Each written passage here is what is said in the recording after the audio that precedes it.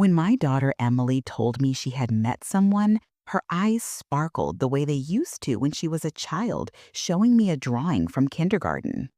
I remember the cafe we were sitting in that day, one of those trendy places downtown where people type on laptops and pretend not to eavesdrop. She stirred her latte nervously, a shy smile on her lips. "Mom," she said, "his name is Michael. He's different. He listens to me." I smiled. I wanted to believe her. After all, every mother dreams of the day her child finds love. But something about the way she said different made my stomach twist.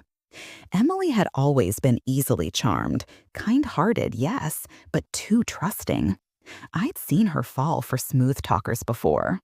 And after all the years I'd spent working double shifts, sacrificing sleep and savings to raise her alone in this big, indifferent city, I needed to believe that she'd finally found someone worthy of her.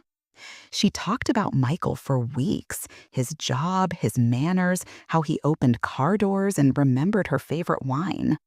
I listened, half curious, half protective.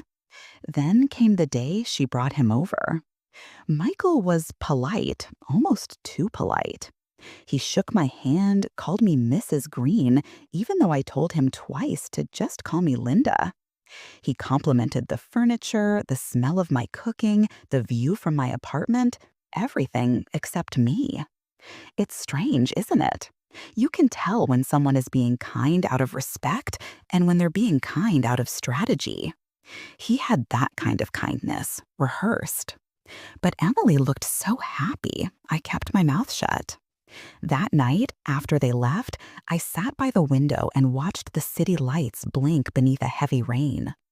I told myself to give him a chance, for her. A few months later, Emily called me, breathless with excitement. "Mom, he proposed!" I nearly dropped the phone. "Already?" I asked, laughing nervously. "Yes, we're getting married this fall." My heart filled with joy and fear at once. She was 26, young, but old enough, I supposed. And she sounded so certain, like every word was a new beginning. So I did what mothers do best. I started helping. I offered to pay for part of the ceremony. I found an old jewelry box in my closet.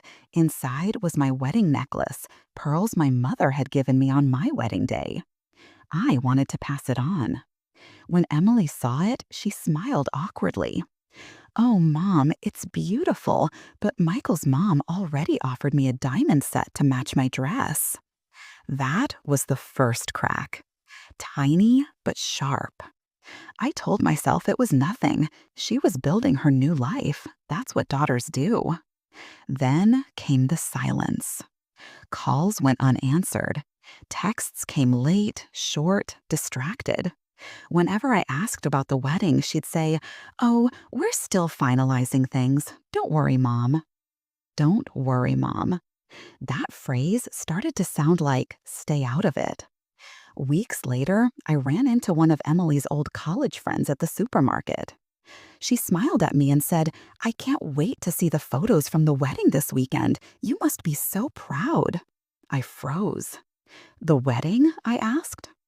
"Oh, yes. Didn't Emily tell you? She and Michael are getting married at the rooftop chapel on Fifth Avenue." My hands went cold. The milk carton nearly slipped from my grasp. I managed a smile and said, "Of course she did." Then I left everything in the cart and walked straight out. That night, I scrolled through social media with trembling hands. And there it was. Emily, in a white lace gown, glowing like the city skyline behind her. Her father, the man who left us when she was 7, walking her down the aisle. Her stepmother standing proudly beside them. Laughter, champagne, toasts. Even Michael's coworkers were there. Everyone, except me. No invitation, no call, no explanation. I stared at the photos until my eyes blurred. The city outside my window was alive with car horns and light, but my apartment felt like a tomb.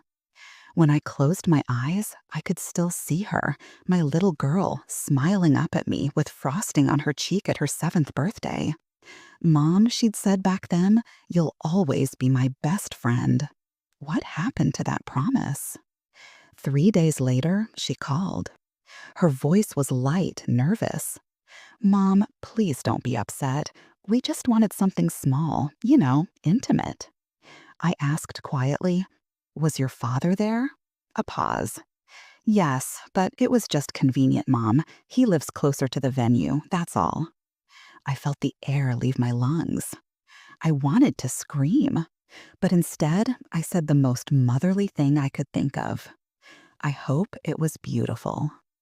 After the call, I sat at my table staring at the necklace I'd meant to give her. The pearls glowed faintly under the kitchen light, still threaded on the same thin string my mother had tied decades ago. And for the first time in my life, I felt like that string. Stretched, fragile, one pull away from breaking. Days turned into weeks. No visit, no thank you card, just silence. Until one night, my phone rang. It was Emily, her voice suddenly urgent. Mom, could you help us out a little? The rent's due, and we're behind because of the wedding expenses. I promise we'll pay you back next month. I stared at the phone. It was strange how quickly her words turned me from invisible to useful again. And something inside me, something old and tired, snapped. Emily, I said softly, I think you and Michael need to figure this out on your own now. A pause. Then disbelief. Mom, are you serious? After everything you've always done for me? Yes, I said. After everything I've always done. The next morning, I walked through the city as if seeing it for the first time. People rushing with coffee cups, taxis honking, someone laughing too loud on the phone. Life moving on, indifferent. I stopped at a bakery I hadn't visited in years, bought myself a croissant, and sat by the window. For once, I wasn't waiting for anyone. I wasn't saving money for anyone. I was just there. That's when the tears came. Quiet, steady, almost gentle. Not the tears of a mother abandoned, but the tears of a woman who finally understood that love without respect isn't love at all. Weeks passed. I didn't call her. She didn't call me. But sometimes I'd see her posts online, the curated smiles, the fancy dinners, the perfect couple pictures. And every time I whispered a silent prayer. Be happy, Emily, even if it's without me. Then, one night, everything changed. It was late, almost midnight, when my phone rang. Mom, her voice cracked. Can I come over? When she arrived, she looked nothing like the glowing bride from the photos. Her makeup was smudged, her hands shaking. Michael left, she said simply. He said I was too dependent, that I bring nothing to the relationship. I poured her tea. She sat at the same table where I'd once taught her how to balance a checkbook, where we'd done homework and cried over report cards. Now she sat there as a woman, broken in the same place where she'd once been whole. Mom, she whispered, why didn't you tell me? I did, sweetheart, I said gently. You just weren't ready to hear it. She buried her face in her hands and sobbed. I didn't say another word. I just placed my hand over hers, the same hand that once held crayons, now trembling with regret. She stayed with me for 3 weeks. In that time, I saw pieces of the old Emily return, the girl who used to hum while washing dishes, who'd make tea for both of us even if I didn't ask. She applied for a job at a local bookstore, started reading again, started breathing again. One morning, while we were having breakfast, she said softly, Mom, I don't know how to say this, but I'm sorry. I looked at her and smiled faintly. You don't have to say it, Emily. Just live differently. She nodded. Tears welled up in her eyes. I thought I was proving I didn't need you anymore, she said, but all I proved was that I didn't understand you. Months went by, and the city kept moving. Emily found her footing, and I found my peace. We started meeting every Sunday at the same cafe where she once told me about Michael. This time, no lattes with nervous hands, just coffee, conversation, and honesty. She'd tell me about her new job, the new people she was meeting, and once, when I laughed at one of her stories, she looked at me with a smile that reminded her of her childhood. "Mom," she said, "I don't deserve your forgiveness." I reached across the table and held her hand. "Maybe not," I said softly. I said, "but forgiveness was never something you had to earn. It's something I give because I love you." Last month, she showed up at my apartment with a small box wrapped in gold paper. Inside was my mother's pearl necklace, the same one I had tried to give her before. "I had it cleaned and restrung," she said. "It's yours, Mom. I'm not ready for it yet, but someday, when I am, I want you to give it to me again." I smiled through tears. "Then I will," I said. She hugged me, really hugged me, the way she hadn't in years. And for the first time, I didn't feel like a forgotten mother.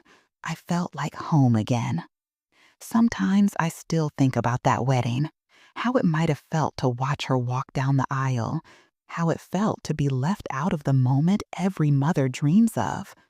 But then I remember the night she came back, broken and human, and I realized something. That was our real wedding, not of rings and vows, but of hearts. Two women, bound again by love, forgiveness, and the quiet understanding that even after everything, family still finds its way home. This story is dedicated to every mother who loved too deeply, gave too much, and still found the courage to forgive.